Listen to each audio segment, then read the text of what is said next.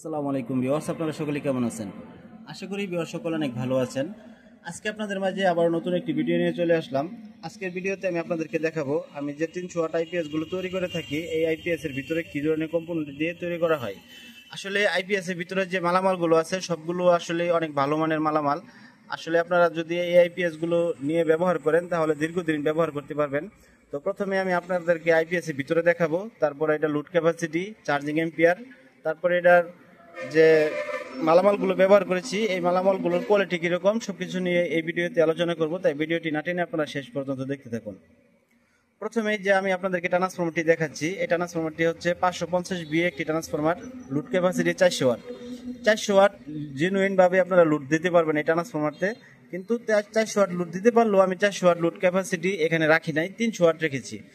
তো এখানে যে বেশি ক্যাপাসিটি এই ট্রান্সফরমারে আছে, যার কারণে এই ট্রান্সফরমারটি কখনো পুড়বে না। তারপরে এখানে যে সার্কিটটি ব্যবহার করা হয়েছে, সার্কিটটি কিন্তু নাতাশা গোল্ডের একটি সার্কিট। আপনারা জানেন যে নাতাশা গোল্ড যে সার্কিটগুলো আছে সবগুলো সার্কিটই অনেক ভালো মানের হয়ে থাকে। এই সার্কিটটিও কিন্তু 400 ওয়াট লোড ক্যাপাসিটি। তো 400 ওয়াট থাকলেও আমি এখানে 300 ওয়াট লোড ক্যাপাসিটি নিচ্ছি। 300 ওয়াট নেওয়ার কারণে এই সার্কিটটিও সহজে নষ্ট হবে না। এই সার্কিটটিতে ব্যবহার করা হয়েছে Z44 6টি মসফেট। তো সেক্ষেত্রে আমরা এখানে 300 ওয়াট লোড ক্যাপাসিটি নিলেও এই সার্কিটটি সহজে নষ্ট হবে না, মসফেট সহজে ফাটবে না। আর এই সার্কিটটিতে এসিআর চার্জিং সিস্টেম অপশন আছে, চাইলে আপনারা টিউবলার ব্যাটারিও ব্যবহার করতে পারবেন। তো আইপিএস এর যে ট্রান্সফরমারটি আছে এটা কিন্তু 100% কপার ট্রান্সফরমার। তো আমি আপনাদেরকে আইপিএস এর পিছনের সাইড থেকে এখন দেখাচ্ছি। এখানে দেখেন ডিসি আউটপুটের জন্য মনো যে সকেটগুলো আছে প্রত্যেকটা সকেটই কিন্তু ভালো মানের সকেট। 1 নম্বর যে সকেটগুলো থাকে সেই সকেটগুলো ব্যবহার করা হয়েছে। এখানে আপনারা যদি ভালো করে খেয়াল করেন দেখেন সকেটগুলো অনেক বড় বড়। তো এখানে লোড ক্যাপাসিটি অনেক বেশি থাকে, যার কারণে এই সকেটগুলো সহজে পুড়ে না। আপনারা যদি এই সকেট দিয়ে দেখা গেছে একটা সকেটের মধ্যে 2টি ফ্যান অথবা 4টি ফ্যান যদি লোড দেন তারপরে ওই সকেটটা পুড়বে না।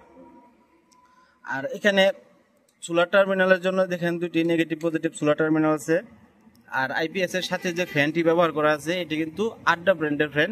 আড্ডা ফ্যানগুলো আপনারা জানেন যে অনেক হাই স্পিড প্লাস অনেক বাতাস দিয়ে থাকে। তো এই ফ্যানটা হচ্ছে এই ফ্যানগুলো। তো আড্ডা ফ্যানগুলো আসলে অনেক ভালো পারফরমেন্স করে, দীর্ঘদিন টেকসই হয়, ফ্যানে ব্যাড সাউন্ড আসে না। তো এই ফ্যানগুলো আমরা ব্যবহার করে থাকি। আর এখানে সামনে যে ডিসপ্লেটা দেখতে পাচ্ছেন ডিসপ্লেটা কিন্তু ব্যাটারি লেভেল সহ দেখা যাচ্ছে। তো এখন আমি আপনাদেরকে আইপিএসটা লোড ক্যাপাসিটি কতটুকু আছে সেটা লোড দিয়ে একটু দেখাবো, তারপরে এটা চার্জিং এম্পিয়ারটা দেখাবো। তো এখন বিদ্যুতের সাথে আইপিএসটা সংযোগ করা আছে। তো আমি যদি এখন আইপিএসটা লোডে দেই, এটা হচ্ছে আমার এখানে বোর্ডের যে লাইটগুলো আছে এই লাইটের ফেজ কেবল।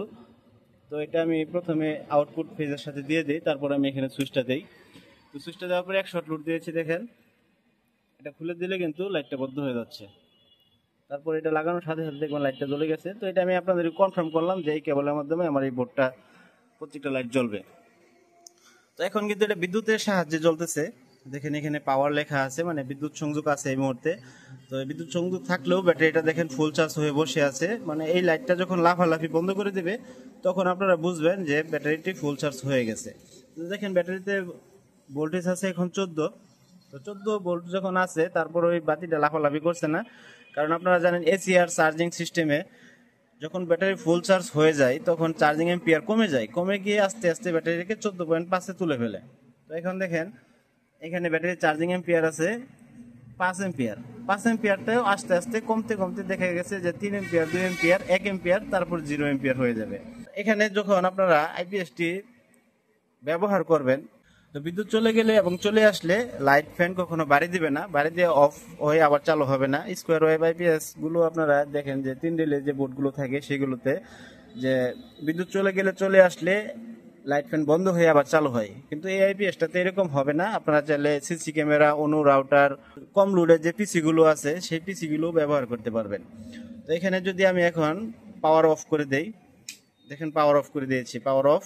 এখন কিন্তু দেখেন এই যে আইপিএস এ বাতিটা জ্বলতেছে, তার মানে আইপিএস মোড চালু আছে। যদি আমি আইপিএস এর সুইচটা অফ করি, অফ করে দেওয়ার পরে দেখেন আইপিএস মোড বন্ধ হয়ে গেছে, প্লাস ফ্যানটা অফ হয়ে গেছে।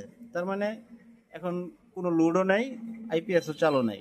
এখন যদি আইপিএসটা আমি আবার চালু করি, চালু করার পরে দেখেন আবার লাইটটা জ্বলতেছে। এখানে আরেকটা সুবিধা আছে যে আপনারা যখন আইপিএসটা প্রথম চালু করবেন, প্রথম চালু করার ক্ষেত্রে অন্যান্য আইপিএস এ দেখবেন সাথে সাথে হুট করে ভোল্টেজ আউটপুট শুরু করে দেয়। তো আউটপুট হট করে যখন শুরু করে তখন লাইট ফ্যান কাটার সম্ভাবনা থাকে। তো এই আইপিএসটাতে কিন্তু এরকম না, আস্তে আস্তে আপনারা আউটপুট পাবেন। যেমন আমি দেখেন সুইচটা বন্ধ করে এখন যদি আমি লাইটের দিকে ধরার পরে দেখেন বাতিটা কিন্তু আস্তে করে সফট স্টার্টারের মতো আস্তে করে জ্বলছে। তার মানে এখানে আউটপুটে যখন লোড থাকবে, প্রথম অবস্থাতে যখন আইপিএসটা চালু করবেন তখন যদি সেন্সিটিভ কোনো ডিভাইস লাগানো থাকে তখন ওই ডিভাইসটাও নষ্ট হবে না। তো এখন যদি আমি আপনাদেরকে লোড ক্যাপাসিটিটা দেখাই, লোড ক্যাপাসিটি দেখানোর ক্ষেত্রে আমি দেখেন 300 ওয়াট লোড দিয়েছি, 200, 100, 300 ওয়াট লোড দিলেও কিন্তু ওভারলোড শো করে নাই, প্লাস আইপিএসটাও কিন্তু চলতেছে। এখন যদি আমি 400 ওয়াট লোড দিই, দেখেন অফ হয়ে গেছে, অফ হয়ে গিয়ে কিন্তু আইপিএসটা সিগন্যাল দিচ্ছে, আবার চালু হচ্ছে, কিন্তু লোড ওভার হয়ে যাওয়ার কারণে আইপিএসটা স্টেবল করতেছে না, একবার বন্ধ হচ্ছে একবার চালু হচ্ছে। যতক্ষণ আমি ওভারলোডটা না ছাড়াবো ততক্ষণ পর্যন্ত আইপিএসটা কিন্তু চালু হবে না। তো দেখেন আমি ওভারলোড অফ করে দিচ্ছি, 200 ওয়াটের একটি লাইট অফ করে দিয়েছি, 300 ওয়াট লোড নিয়ে কিন্তু আইপিএসটা আবার রান করে ফেললো। এটা ওভারলোড 100% কাজ করবে, মিস করার কোনো সুযোগ নাই। তো এখন যদি আমি এটা চার্জিং এম্পিয়ারটা আপনাদেরকে দেখাই, দেখেন আমি আবার দেখেন বিদ্যুৎ সংযোগ কিন্তু দিয়ে দিয়েছি। বিদ্যুৎ সংযোগ দেওয়ার পরে চার্জিং এম্পিয়ারটা যদি আপনারা একটু খেয়াল করেন, এটা কিন্তু এসিআর চার্জিং সিস্টেম, ঠাস করে চার্জিং ধরবে না, আস্তে আস্তে আস্তে আস্তে করে চার্জিং এম্পিয়ারটা উঠবে। দেখেন কুলিং ফ্যান চালু হয়ে গেল, আর চার্জিং এম্পিয়ার যে 1, 2, 3, 4 এরকম করে চার্জিং এম্পিয়ার উঠতেছে। দেখেন 9 এম্পিয়ার পর্যন্ত উঠে গেল। তো এটা 9 এম্পিয়ার চার্জিং সিস্টেম রাখা হয়েছে, চাইলে 10, 12 আপনারা রাখতে পারবেন। তো এটার সাথে যে ব্যাটারিটা ব্যবহার করা হবে সেই ক্ষেত্রে 9 এম্পিয়ারই যথেষ্ট। তো দেখেন ব্যাটারিটা চার্জ হচ্ছে, চার্জ হওয়ার সময় কিন্তু দেখেন সবুজ বাতিটা কিন্তু ব্লিঙ্ক করছে, একবার জ্বলতেছে নিমতেছে।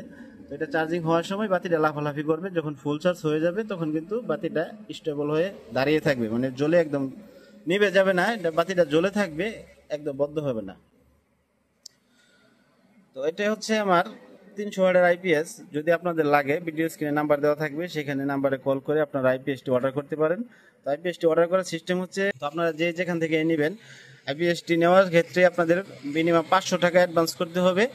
তারপর আপনাদের ওইখানে মাল গেলে বাকি টাকা দিয়ে মাল নিয়ে নেবেন। তো আইপিএসটার রেট ধরা হয়েছে 6500 টাকা। তো দামাদামি নিয়ে আসলে আপনারা কথা বলবেন না, যাদের পছন্দ হবে তারাই আসলে আমার কাছে অর্ডার দিবেন। তো দামাদামি করলেও আসলে এখানে কমানোর কোনো সুযোগ নেই, এক রেটে মাল নিতে হবে। তো এখানে আমি আপনাদেরকে যা দেখিয়েছি সব কিন্তু 220 ভোল্ট এসি আউটপুট সিস্টেমটা দেখিয়েছি। এখন ডিসি সিস্টেমটা যদি আপনাদেরকে দেখাই, দেখেন ডিসি আউটপুট কিন্তু বন্ধ আছে এখন, কারণ এখানে বিদ্যুৎ সংযোগ এই মুহূর্তে আছে, বিদ্যুৎ সংযোগ থাকা অবস্থাতে ডিসি আউটপুট পাবেন না। যদি আপনারা ম্যানুয়ালি ডিসি আউটপুট নিতে চান সেই ক্ষেত্রে এটা ম্যানুয়াল মোডে রেখে দিবেন। এই যে 4টে আউটপুট আছে এই মুহূর্তে, 2টি ফ্যান 2টি লাইট যে লেখা আছে, এই 4টে আউটপুট কিন্তু একসাথে আউটপুট করে দিল। যদি আপনারা চান যে ম্যানুয়াল মোডে ব্যবহার করবেন, অটো মোডে রাখবেন, তাহলে শুধু এই সুইচটা অন করে দিবেন, সাথে সাথে এটা অটো মোডে চলে যাবে। তো ডিসি সিস্টেম আমার এই আইপিএস গুলোতে রাখার মেইন কারণ হচ্ছে যে কোনো ব্যাটারি ব্যবহার করার ক্ষেত্রে লুট অনুযায়ী দেখা গেছে এক সময় না এক সময় ব্যাটারি চার্জ শেষ হয়ে আইপিএসটা বন্ধ হয়ে যায়। তো বন্ধ হয়ে যাওয়ার পরেও যদি আপনারা ডিসি ফ্যান অথবা ডিসি লাইট যখন ব্যবহার করবেন, তারপরেও দেখা গেছে 7-8 ঘন্টা আপনারা অনায়াসে ব্যবহার করতে পারবেন যদি ব্যাটারিতে চার্জ একদম জিরো হয়ে যায়। তারপরেও জিরো বলতে আর কি আইপিএস এর এখানে যে লো কাট সিস্টেমটা করা আছে, ওই লো কাটের নিচে নেমে গেলেও আপনারা ডিসি ফ্যান ডিসি লাইট ব্যবহার করতে পারবেন। তো সেই জন্যই আমরা এখানে ডিসি অপশনটাও রেখেছি, যাতে ব্যাটারিটা যদি লো চার্জ হয়ে বন্ধ হয়ে যায় তখনও কিন্তু আমরা এখান থেকে ডিসি আউটপুট নিয়ে আমাদের প্রয়োজন মেটাতে পারবো। তো এখন আবার অনেকেই প্রশ্ন করেন যে ভাই ব্যাটারি যখন একবারে ডিসি সিস্টেম ব্যবহার করার পরে যখন ব্যাটারি একবারে লো চার্জ হয়ে যাবে তখন তো আমরা এখান থেকে আবার এই আইপিএস এ চার্জ করাতে সক্ষম হবে কিনা। তো এই আইপিএসটা যদি ব্যাটারিতে 3 ভোল্টও থাকে, মানে 3 থেকে 4 ভোল্টও যদি থাকে, তারপরেও এটা সেখান থেকে ব্যাটারি চার্জ করাতে সক্ষম। অনেক আইপিএস দেখা গেছে যে 7 ভোল্ট, 6 ভোল্ট, 5 ভোল্ট এরকম নেমে গেলে ব্যাটারি আর চার্জ করাতে পারে না আইপিএসটা। তখন আবার দেখা গেছে ব্যাটারিটা বাহিরে যে কোনো একটা দোকান থেকে চার্জ করে নিয়ে এসে আইপিএস এর সাথে সংযোগ করতে হয়। কিন্তু আমাদের আইপিএসটা এরকম না, এটাতে আপনারা যদি যখন ব্যাটারি একদম জিরো করে ফেলবেন, 2 ভোল্টও যদি চলে আসে তারপরে কিন্তু ব্যাটারিটা ওইখান থেকে আবার চার্জ করাতে সক্ষম। তো আমাদের আইপিএস বিভিন্ন সুবিধা আছে, যদি আপনাদের ভালো লাগে প্রয়োজন মনে হয় তাহলে আমাদের কাছ থেকে নেবেন। তো আশা করি বিস্তারিত এই ভিডিওতে আপনাদেরকে তুলে ধরেছি। প্রত্যেকটা ভিডিওতে আসলে সব বিস্তারিত বলতে গেলে ভিডিও বড় হয়ে যায়, আপনারা বড় ভিডিও পছন্দ করেন না, তারপরও চেষ্টা করি যে শর্ট করে কিছু করার জন্য। তো ভিডিও এখানে শেষ করছি, দেখা হচ্ছে পরবর্তী আর কোনো ভিডিওতে। সেই পর্যন্ত সকলেই ভালো থাকবেন। আল্লাহ হাফেজ।